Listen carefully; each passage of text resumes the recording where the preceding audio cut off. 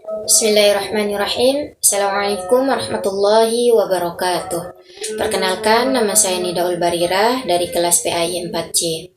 Di sini saya akan mereview sebuah buku yang berjudul Entrepreneurship, Teori, Proses, and Praktik karya Donald F. Kuratko, Alan O'Connor, dan Howard H. Frederick.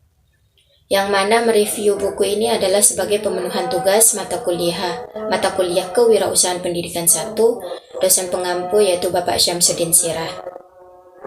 Dalam buku ini ada beratus-ratus halaman. Oleh karena itu Bapak menyarankan untuk dibagi setiap kelas per individu itu mendapatkan paling tidak 15 halaman. Kemudian saya mendapatkan halaman 498 sampai 512.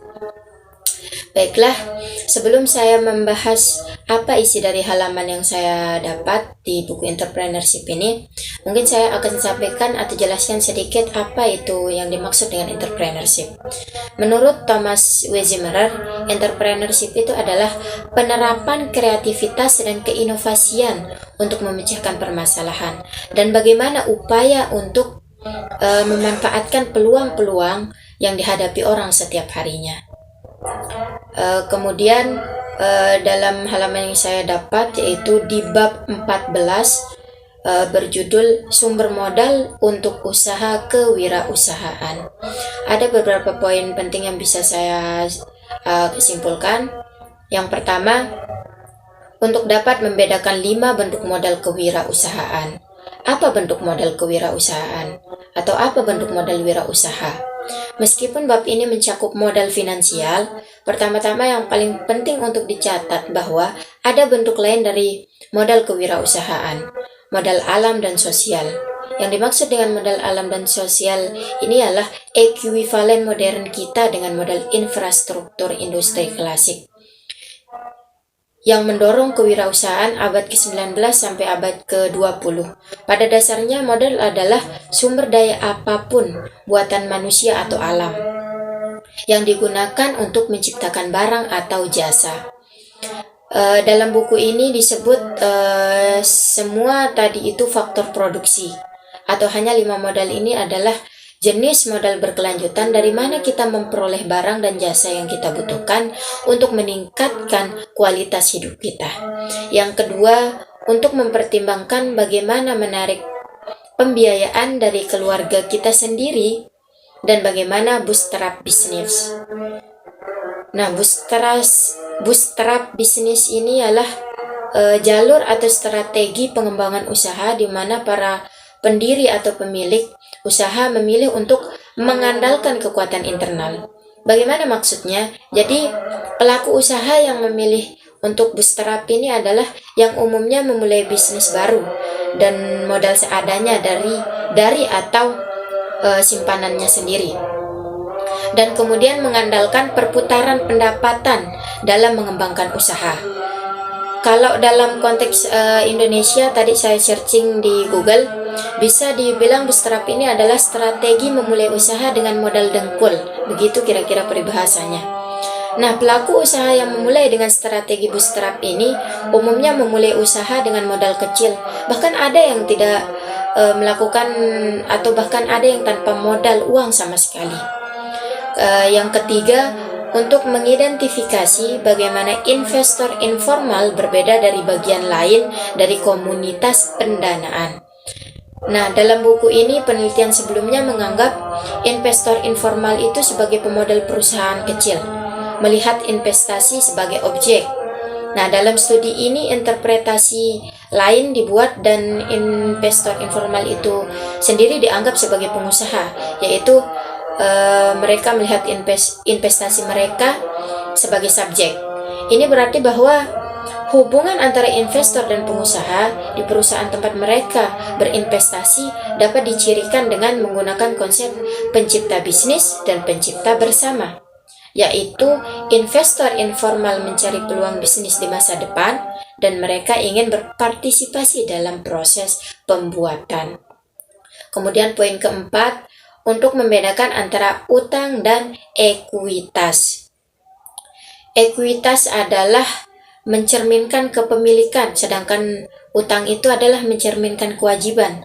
Biasanya biaya ekuitas melebihi biaya hutang. Nah, resiko untuk pemegang saham lebih besar daripada pemberi pinjaman karena pembayaran utang itu diwajibkan oleh hukum terlepas dari margin laba perusahaan dan lainnya. Nah, bisa dibilang hutang itu adalah dana pinjaman yang sifatnya kewajiban, sedangkan ekuitas itu adalah dana milik atau kepemilikan. Poin kelima yaitu untuk memeriksa pinjaman komersial, pinjaman sosial, dan saham publik. Yang keenam yaitu untuk memahami tahapan investasi Ventura. Nah, Ventura di sini adalah maksudnya sumber pendanaan ekuitas yang berharga dan kuat untuk beberapa atau sebagian kecil usaha baru. Para profesional berpengalaman ini menyediakan berbagai layanan keuangan untuk usaha baru atau yang sedang berkembang. Nah, Venture Capital Company atau perusahaan modal Ventura adalah badan usaha yang melakukan usaha pembiayaan atau penyertaan modal ke dalam suatu perusahaan yang menerima bantuan pembiayaan investee company untuk jangka waktu tertentu dalam bentuk penyertaan saham, penyertaan melalui pembelian obligasi, konversi, dan lainnya. Kegiatan usaha perusahaan modal Ventura itu meliputi tiga kegiatan. Yang pertama itu penyertaan saham, equity participation. Yang kedua itu penyertaan melalui pembelian obligasi konversi, quasi equity participation. Yang ketiga itu pembiayaan berdasarkan pembagian atas hasil usaha, profit atau revenue sharing. Poin ketujuh yaitu untuk mempelajari pasar modal Ventura dan untuk meninjau kriteria evaluasi pemodal Ventura untuk Ventura baru. Poin ke-8 untuk membahas pentingnya mengevaluasi pemodal Ventura untuk pemilihan yang paling cocok.